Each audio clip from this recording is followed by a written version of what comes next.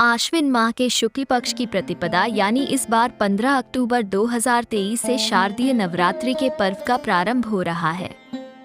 इस दिन माता दुर्गा के साथ ही घट स्थापना और कलश स्थापना की जाती है। आओ जानते हैं कि कब करें घट स्थापना, घट स्थापना के नियम, आवश्यक सामग्री और घट स्थापना की विधि। घट स्थापना के नियम। 1. घट स्थापना की प्रक्रिया दोपहर से पहले ही संपन्न करे लें। 2.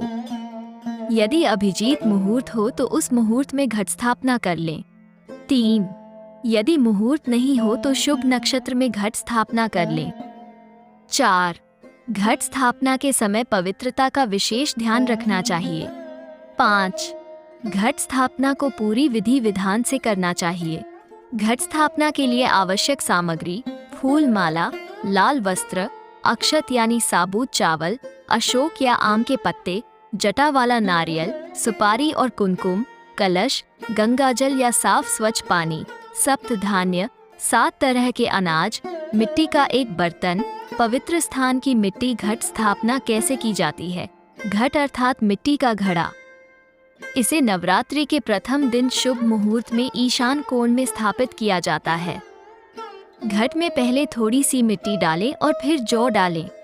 फिर एक परत मिट्टी की बिछा दें। एक बार फिर जौ डालें। फिर से मिट्टी की परत बिछाएं। अब इस पर जल का छिड़काव करें। इस तरह उपतक पात्र को मिट्टी से भर दें। अब इस पात्र को स्थापित करके पूजन करें। जहां घट स्थापित करना है वहां एक पाट रखें और उस पर साफ लाल कपड़ा बिछाकर फिर उस पर घट स्थापित करें। घट पर रोली या चंदन से स्वास्तिक बनाएं। घट के गले में मौली बांधें। कलश स्थापना विधि। एक तांबे के कलश में जल भरें और उसके ऊपरी भाग पर नाड़ा बांधकर उसे उस मिट्टी के पात्र अर्थात घट के ऊपर रखें। अब कलश के ऊपर पत्ते रखें। पत्तों के बीच में नाड़ा बंधा हुआ नारियल लाल कपड़े में लपेट कर रखें। अब घट और कलश की पूजा करें।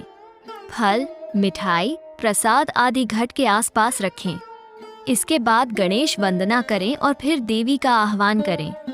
अब देवी देवताओं का आह्वान करते हुए प्रार्थना करें कि हे समस्त देवी देवता, आप सभी 9 दिन के लिए कृपया कलश में विराजमान हों।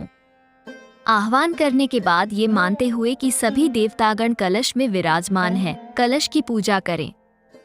कलश को टीका करें, अक्षत चढ़ाएं, फूल माला अर्पित करें, इत्र अर्पित करें, नैवेद्य यानी फल मिठाई आदि अर्पित करें।